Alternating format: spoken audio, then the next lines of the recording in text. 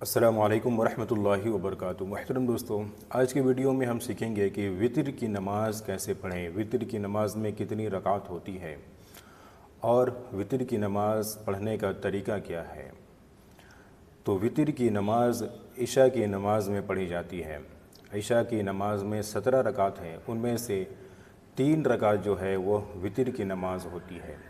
وتر کی نماز واجب ہے، یعنی فرض کے بعد اس کا درجہ ہے اور سنت سے تھوڑا اوپر ہے۔ تو وتر کی نماز پڑھنے کا طریقہ یہ ہے کہ وتر کی نماز عشاء کی نماز کے بعد پڑھی جاتی ہے۔ عشاء کی جو 4 رکعت نماز فرض ہے اس کے بعد وتر کی نماز پڑھی جاتی ہے۔ اور افضل طریقہ یہ ہے کہ جس کو تہجد میں اٹھنے کا یقین ہو پختہ کہ میں تہجد میں اٹھ جاؤں گا، تو اس کے لیے بہتر یہ ہے کہ تہجد کے وقت ہی وتر کی نماز پڑھے، اور اگر یقین نہ ہو تو عشاء کی نماز کے بعد ہی فوراً پڑھ لے۔ وتر کی نماز میں 3 رکعتیں ہوتی ہیں۔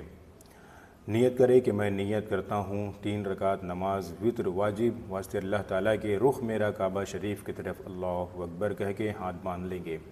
اس کے بعد ثنا پڑھیں گے، اعوذ باللہ بسم اللہ پڑھیں گے، سورہ فاتحہ پڑھیں گے، اس کے بعد کوئی سورہ ملائیں گے۔ اس کے بعد پھر آپ رکوع کریں گے، رکوع میں تسبیح پڑھیں گے سبحان ربی العظیم کم از کم 3 مرتبہ، پھر کھڑے ہوں گے۔ اس کے بعد سجدے میں جائیں گے، سجدے میں 3 مرتبہ تسبیح پڑھیں گے سبحان ربی الاعلیٰ کم از کم۔ اس کے بعد بیٹھیں گے، پھر دوسرا سجدہ کریں گے، تسبیح پڑھیں گے، پھر سیدھا کھڑا ہو جائیں گے۔ اس کے بعد بسم اللہ پڑھیں گے، پھر سورہ فاتحہ پڑھیں گے، پھر اس کے بعد کوئی سورت ملائیں گے۔ اس کے بعد پھر رکوع کریں گے، رکوع میں تسبیح پڑھیں گے سبحان ربی العظیم کم از کم 3 مرتبہ، پھر سیدھا کھڑا ہوں گے۔ پھر اس کے بعد سجدے میں جائیں گے، سجدے میں تسبیح پڑھیں گے، پھر بیٹھیں گے، پھر دوسرا سجدہ کریں گے، اس کے بعد پھر بیٹھ جائیں گے۔ اس کے بعد التحیات پڑھیں گے، التحیات پڑھنے کے بعد پھر تیسری رکعت کے لیے کھڑے ہو جائیں گے، پھر سورہ فاتحہ پڑھیں گے، اس کے بعد کوئی سورہ ملائیں گے۔